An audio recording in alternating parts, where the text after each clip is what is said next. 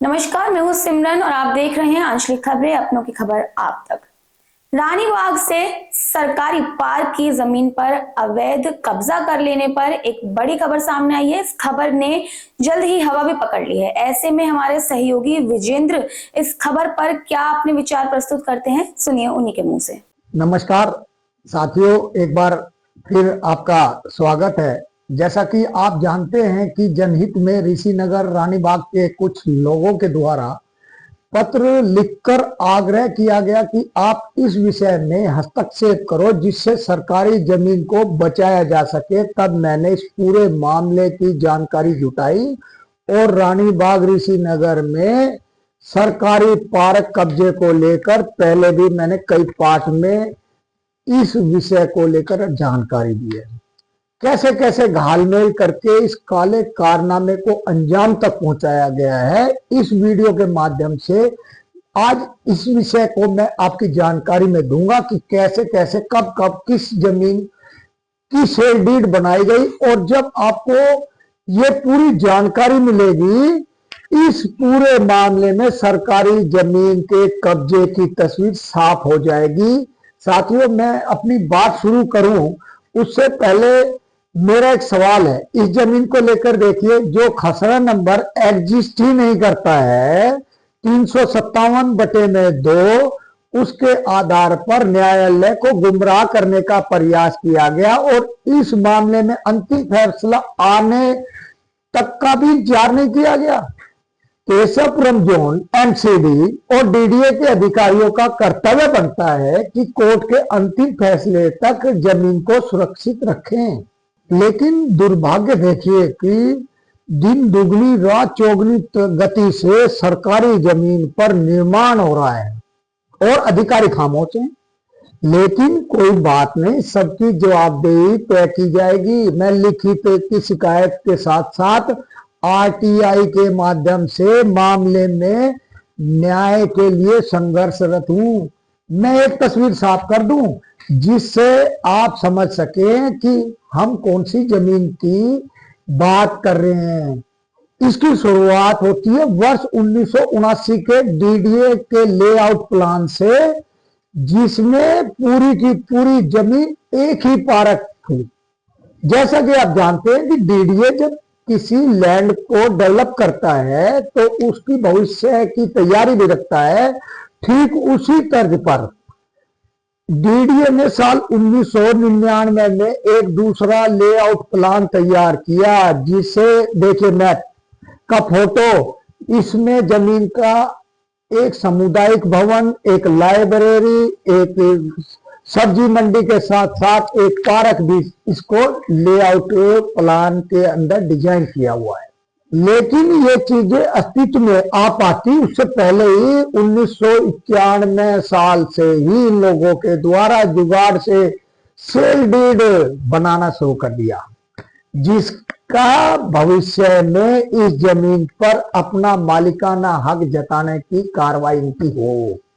जब इन्होंने अवैध कब्जा किया तब 1999 तक ये जमीन डीडीए के लेआउट प्लान में एक ही बड़ा विशाल पार्क के रूप में थी और इस पार्क को पूरा का पूरा कवर करते हुए एक सरकारी बाउंड्री वॉल भी थी। जो वर्षों पहले जब ये यहाँ पार्क था तो इस जमीन के एक बड़े हिस्से पर साजिशन कब्जा किया गया। जो पार्क बेहद विशाल था, उसके हिस्से को कब्जे में लेकर इस पर धड़ल्ले से निर्माण कार्य जारी है और इस बात की भी पूरी संभावना है कि भविष्य में यहाँ पार्क का बचा हुआ हिस्सा भी देखने को नहीं मिलेगा। जब एमसीडी की स्टैंडिंग कमेटी ने इस जमीन के लिए कोई बिल्डिंग लेआउट प्लान पास नहीं किया तो पहले जो फ्लैट कैसे बन गए वहां, और अभी निर्माण भी जारी है वहां पर। जब जमीन सरकारी नहीं है तो क्यों नहीं इस बिल्डिंग का नक्शा पास करवा लेते। इस सरकारी जमीन को कब्जाने और इस पर अपना मालिकाना हक साबित करने का जो पहला संयुक्त प्रयास किया गया था वो किया था भगवान शाह और धनीराम के द्वारा, जो साल 1991 में जब इन दोनों के द्वारा संयुक्त रूप से खसरा नंबर 357 की 6 बीघा जमीन पर अपना मालिकाना हक साबित करने के लिए सरकारी विभाग से सेल डीड बनाने का आवेदन किया गया था। देखिए और एक कितनी गजब की बात है कि क्या खेल हुआ है कि जिस डीडीए की लैंड, जो डीडीए को बिना मतलब एनओसी लिए ही अधिकारियों ने न जाने कौन कौन से जुगाड़ से लगाए होंगे और सेल डीड तैयार कर दी। आप लोगों को पता है जब किसी जमीन की सेल डीड बनती है तो बिजली, पानी जैसी चीजों की एनओसी ली जाती है, लेकिन यहाँ कौन सी मजबूरी है कि डीडीए को अंधेरे में रखकर सेल डीड तैयार कर दी गई। जब आप कुछ गलत नहीं कर रहे तो आपने डीडीए से एनओसी क्यों नहीं ली? लेते भी कैसे, इनका भांडा फूट जाता और ये जमीन कब्जा नहीं कर पाते। अरे एनओसी तो मिलती जब ये जमीन के मालिक होते, कहीं के कागज गद्दड़ फर्रा लगाकर मालिक बन गए। इसका एक और बड़ा घालमेल ये है कि इस जमीन पर जो सबसे पहली रजिस्ट्री बनी, उस रजिस्ट्री में इस जमीन को कृषि भूमि एग्रीकल्चर यूज के लिए लिखा गया। अब आप कैसे एग्रीकल्चरल लैंड पर फ्लैट बना सकते हैं? सवाल अपने आप में खुद जवाब मांगता हुआ नजर आता है। जब इन्होंने कब्जे के इरादे से यहाँ पेड़ काटे तब फॉरेस्ट डिपार्टमेंट ने जयप्रकाश, संजय गुप्ता, अजय सरगोई के नाम नोटिस जारी किया था। देखिए ये खुद के पास तो जुगाड़ सेल डीड, सीधे तौर पर फर्जी सेल डीड कहना ज्यादा उचित होगा। मजे की बात तो है कि इस फर्जी सेल डीड के आधार पर आगे भी कई अन्य लोगों के नाम से सेल डीड बना दी, जिससे कागजों की एक चेन बनाकर फर्जीवाड़ा किया जा सके। इसी चैन की कड़ी में Ram Kumar son of Dhaniram, Bhim Singh son of Dhaniram, Krishna Kumar son of Dhaniram, Raja Ram son of Bhagwan Shah ji, master Saurabh son of Virendra Singh, Ravindra Kumar son of Dhaniram.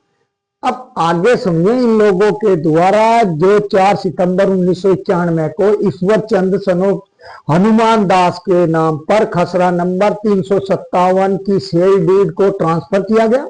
Sale deed के माध्यम से ये बताने का प्रयास किया गया कि ये सभी लोग खसरा नंबर 357 के 1 बीघा और 10 बिस्वा यानी करीब 1489 वर्ग जगह के मालिक और प्राधिकारी हैं।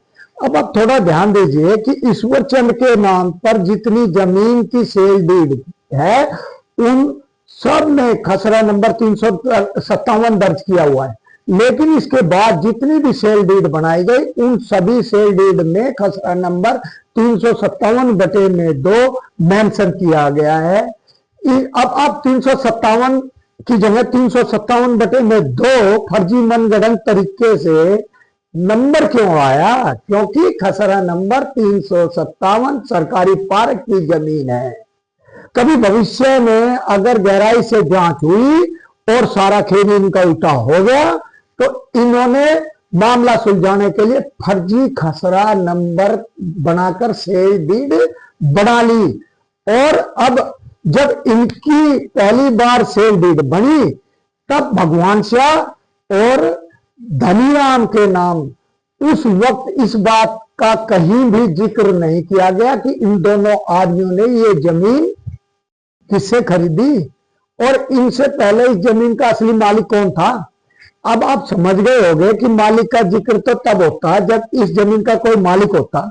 जमीन तो सरकारी थी इसलिए खरीदने वाले का नाम है, लेकिन बेचने वाले का नाम नहीं है। अब तस्वीर साफ हो चुकी है कि सेल डीड की चेन बनाने के लिए इतने नामों का यूज किया गया है और वास्तविकता में इस जमीन का कोई मालिक था तो वो इस जमीन का क्या इस्तेमाल करता उसका उल्लेख नहीं मिलता। साथियों इस पाठ में मैंने आपको शुरुआती सेल डीड की जानकारी देकर तथ्यों का जिक्र किया है, जिसके बाद मैं जितनी भी सेल डीड बनी है उन पर डेट वाइज सबूतों के साथ फिर से एक बार आपके साथ साझा करूंगा।